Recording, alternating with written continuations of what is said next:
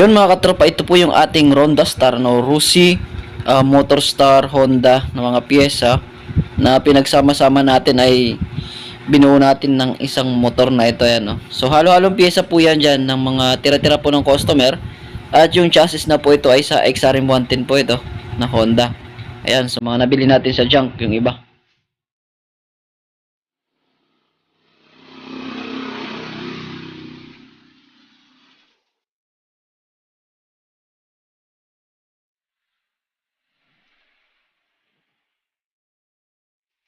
Yun mga katropa, nabuo ko na po yung kanyang chassis, no?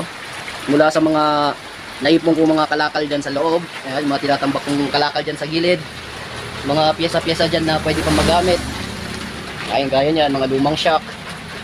So nakabuo tayo ng isang motor na service ko lang. Ayun, o service lang natin dito, no? Nabuo natin si Ronda Star, no? Yung chassis niya tinayo ko na. At kitang-kita nyo naman yung chassis niya. Yan po ay sa Honda, no? XRM po yan, no? Yan. Matibay po ito, yung 110 to eh. Sinauna, may sidecar pa nga, oh.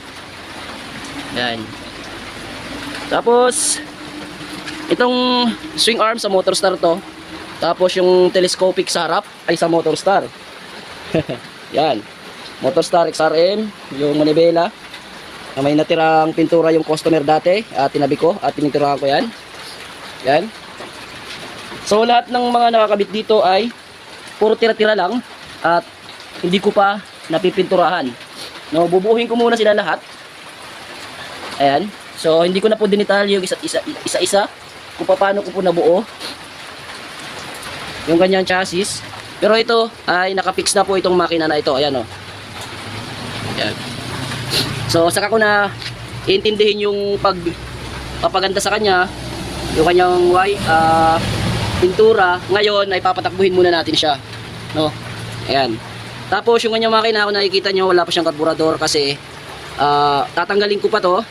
Inuna ko muna itayo, no? Tinayo ko muna siya para matanggal ko kung ano yung mga dapat palitan dito sa loob. Kasi itong makina na ito, ayan, ito ay pang Motor Star, yung assist. Tapos dito naman ay ito naman pang Rusi to. Tapos Motor Star din sa kabila, Rusi, Motor Star, yan, oh. Papasin nyo mag-iba yung block.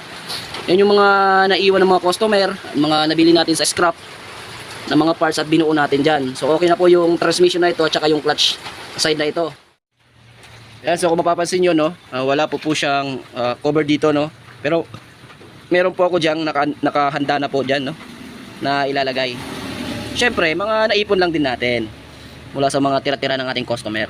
Pero ito, kung may problema dito sa kanyang guide, roller guide, babaguhan natin yan, no?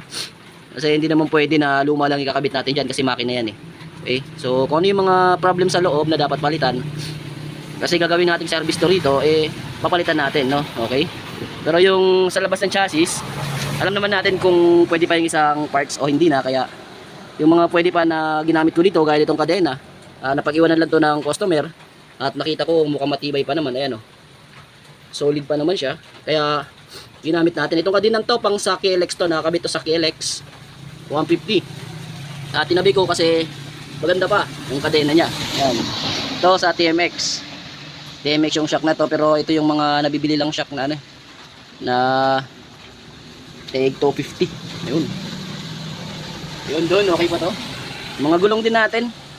No? Yung mga napag-iwanan lang ng customer, no, napagpalitan, pero medyo pa, may groove pa naman, eh. At medyo makapal-kapal pa. Yan. Pinunas-punasan lang natin ng onte bago natin ikabit yung gulong. Sa kabila 17 po lahat. Tapos tangke pang Rusi to, Rusi yung tangke na to. Yung parang XRM na Rusi, sa Rusi, ayan. Buwan natin original, tanggal-tanggal. Ayun. Okay. So abangan nyo mga tropa yung update natin dito. Yung talagang gagawa natin ng tutorial dito na step by step natin gagawin, yung pagkakabit natin ng wirings, no? Yun po yung purpose ko, kaya binuo ko yung Ronda Star na ito para makagawa ko ng tutorial step by step sa kung paano magkabit ng signal light, kung paano umiikot po yung wiring ng signal light, no? Kung paano siya dumadaloy mula sa pinaka source papunta sa relay, papunta sa mga switches at papunta sa mga ilaw, kung paano umiikot yung wiring niya. Okay, then bibilhin din natin to ng battery.